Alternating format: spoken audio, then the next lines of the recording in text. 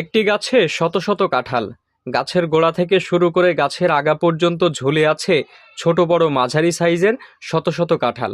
এমন কাঁঠাল গাছের দেখা মিলবে চুয়াডাঙ্গা জেলার জীবননগর উপজেলার রায়পুর গ্রামের সাদ্দাম হোসেনের বাগানে। ভিতরে কোনো আঠা নাই কাঁঠালের, এবং এই কাঁঠাল যদি আপনি খান তাহলে আপনার শরীর দিয়ে প্রায় 2 ঘন্টা ঘ্রাণ বের হবে, এবং এখান থেকে এই পর্যন্ত একটা আত্মতৃপ্তি অনুভূতি হবে যে এই কাঁঠাল আমি কী কাঁঠাল খেলাম।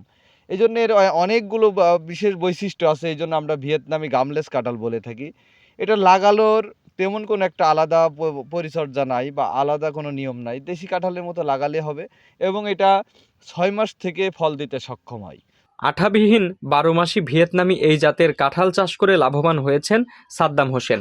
গাছের উচ্চতা অনুযায়ী কাঁঠাল ধরেছে বেশি, এতে অবাক হচ্ছেন অনেকে। কাঁঠাল হচ্ছে বাংলাদেশের জাতীয় ফল। কৃষি উদ্যোক্তা সাদ্দাম হোসেনের ধারণা, পুরো বাংলাদেশে যদি এই জাতের কাঁঠাল চাষ করা হয় তবে 12 মাস যেমন কাঁঠাল পাওয়া যাবে, তেমনি চাষি লাভবান হবে এবং পুষ্টির চাহিদা পূরণ হবে। কাঁঠাল আমাদের জাতীয় ফল।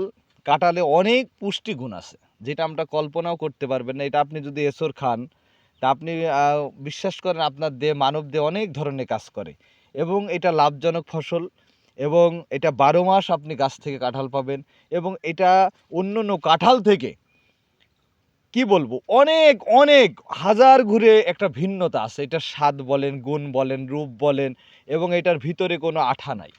প্রথমে তিনি চারা রোপণ করেছিলেন 100, তা থেকে প্রায় 6 লক্ষ টাকা আয় করেছেন।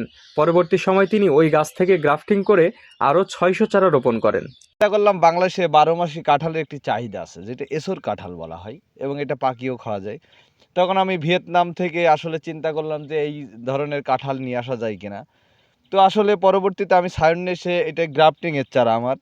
এই গাছের বয়স হচ্ছে আপনার 1.5 বছর, এবং গাছটার সাইজ দেখতেছেন 1 মুঠো মাথ হবে। এবং এইটার যদি বৈশিষ্ট্য বলি, যেটা গোড়া থেকে একবার আগা অবধি, মানে আগাতেও কিন্তু কাঁঠাল আছে এবং মাথাতেও কাঁঠাল ধরে, এবং এটা 12 মাসই ধরে। এবং ছোটো চারাতেই আমরা যখন লাগাই তখন আমাদের 2 মাস থেকে ফল দেয়, তখন ওই সব ফল নেওয়া যায় না।